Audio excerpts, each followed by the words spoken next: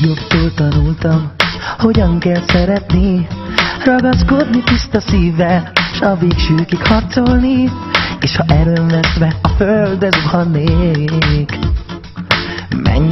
menjek tovább büszkén. Olva intett mindig, hogy csak az Isten útját járjam, csak így kerülhetem ki én a nagy tragédiákat.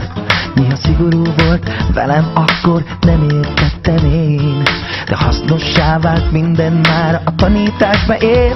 Köszönöm én neked, hogy megtanítottál, hogy sírni nem szabad, még akkor sem, ha fáj. Köszönöm én neked, hogy ember lettem én, és ha el is botlottam, te mindig felsegítettél.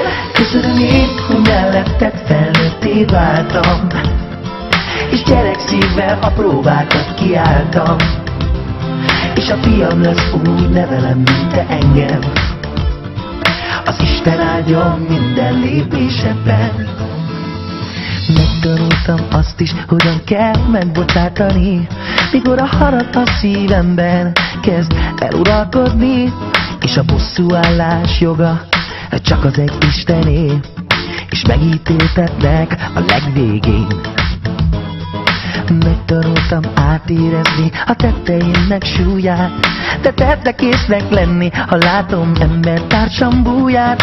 Szelíd, mint egy párány, de ravasz, mint egy róka, és haraggal a szívemben, de térjek nyugovóra. Köszönöm én neked, hogy megtanítottál, hogy sírni nem szabad, még akkor sem, ha fáj. Köszönöm én neked, hogy ember lettem én, és ha el is botlottam, te mindig felsegítettél. Köszönöm én, hogy melletted felnőtté váltam, és gyerekszívvel a próbákat kiálltam, és a fiam lesz, úgy nevelem, mint te engem. Az Isten áldjon minden lépésedben. Köszönöm én neked, hogy megtanítottál, hogy sírni nem szabad, még akkor sem, ha fáj. Köszönöm én neked, hogy ember lettem én, és ha el is botlottam, te mindig felsegítettél. Köszönöm én, hogy melletted felnőtté váltam, és gyerekszívvel a próbákat kiálltam, és a fiam lesz, úgy nevelem, mint te engem. Az Isten áldjon minden lépésedben.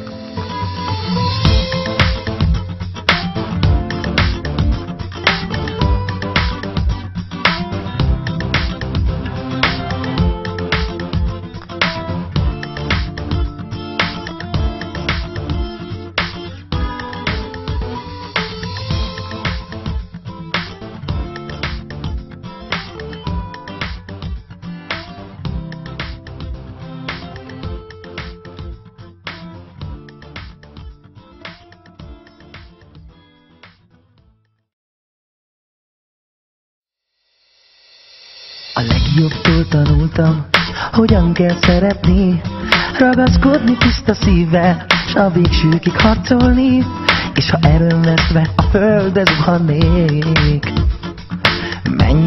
menjek tovább büszkén.